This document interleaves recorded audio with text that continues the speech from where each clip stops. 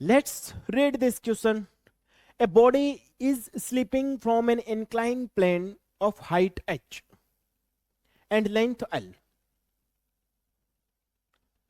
If the angle of inclination is theta, the time taken by the body to come from the top to the bottom of this inclined plane. यहां पर हमें कुछ दो तीन चीजें ध्यान रखनी पड़ेगी. हमसे टाइम पूछा है. हमें पता है कि अगर हम बॉडी रिलीज कर रहे हैं, किसी बॉडी को, ऑब्जेक्ट को रिलीज कर रहे हैं, और टी टाइम बाद अगर उस पे एक्सीलरेशन अगर ए है, तो टी टाइम बाद वो कितनी डिस्टेंस कवर कर लेगा. या अगर एल डिस्टेंस अगर हमें दिया हो, हमने रिलीज किया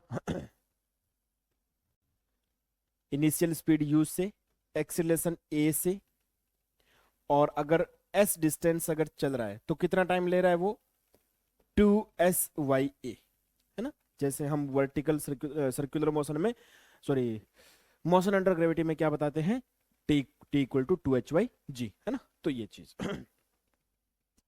अकॉर्डिंग टू क्वेश्चन हमें क्या पता चल रहा है कि एक कोई इंक्लाइन प्लेन है, एंगल थीटा है, हाइट h है, ये लेंथ l है, राइट. तो यहां से यहां तक आने में कितना टाइम चाहिए, ये हमसे पूछा जा रहा है. अगर ये पूछा गया है तो आप बताएंगे कि l तो डिस्टेंस टोटल है ना. तो t टाइम कैसे लग सकता है, t टाइम लगेगा 2LYA. अब हमें a बताना है. a क्या होगा, a उसी डायरेक्शन में, यानी जिस डायरेक्शन में डिस्प्लेसमेंट होता है उसी डायरेक्शन में एक्सेलरेशन होता है. तो डिस्प्लेसमेंट इस डायरेक्शन में हो रहा है l, तो यहां पर जो एक्सेलरेशन होगा इस डायरेक्शन में वो कितना होगा. सोचिए कि इसके g के कंपोनेंट हो जाते हैं, g के एक कंपोनेंट हो जाता है इधर g कोस थीटा, और ये हो जाता है g साइन थीटा, क्योंकि यहां पर ये एंगल थीटा, ये एंगल थीटा, तो ये एंगल थीटा. बात आई समझ में. तो यहां पर l की जगह भी देखो, h को भी हम क्या लिख सकते हैं, l साइन थीटा. इसका मतलब L की जगह आप क्या यूज करेंगे,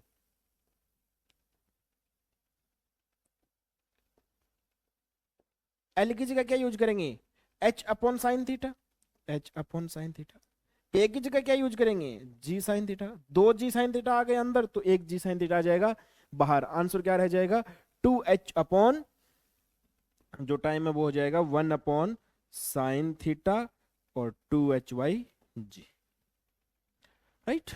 करेक्ट आंसर हो जाएगा ऑप्शन नंबर डी.